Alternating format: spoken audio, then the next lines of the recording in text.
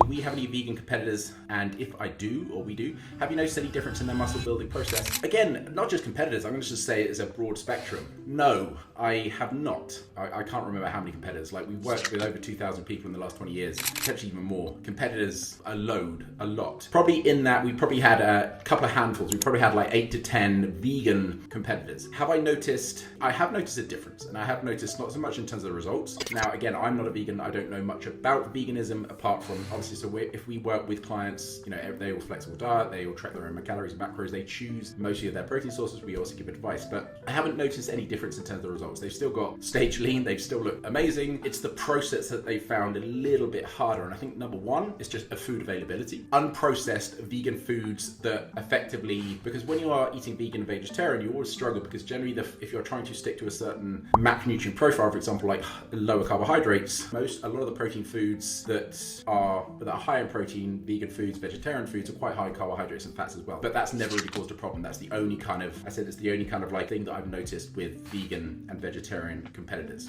Vegetarian is a little bit easier. Veganism can struggle. But again, if you've got your process down, if you've been vegan for a while, you know what food works well for you, you are fairly experienced in food choices and stuff like that, and finding good sources, good vegan sources that you can maintain a protein intake, we generally give set protein levels quite high. So, for example, you know, a client was competing this weekend, 60 kilograms, which is a little bit under now. She likes high protein. So actually her protein is based around about 160 to 180. Very high for a female of that weight. However, she just likes to eat protein. There's no negative effects of having that through there. And we've had to bring it down a little bit because we wanted to raise carbohydrates and fats a little bit. So we had to bring it down to around about the 140. But what I'm saying is a 60-gram female, a vegan female, the requirements of protein in terms of to have an amount of protein that's going to optimize protein synthesis, recovery and stuff like that, it's 0.75 grams per pound of body weight. So you're looking around about the 75 to 80 gram would be a minimum for a 60 kilogram female looking to recon, gain muscle, lose fat, whatever it may be. Calorie maintenance or surplus doesn't really matter. You're going to get the calories in anyway. It's not really going to matter whether proteins are 80 or 160. It doesn't really matter. So it's a calorie goal thing. You're going to get enough protein in. It's when we are talking about a deficit, when you're trying to lose fat, when you're trying to lose fat, especially in a competition prep diet,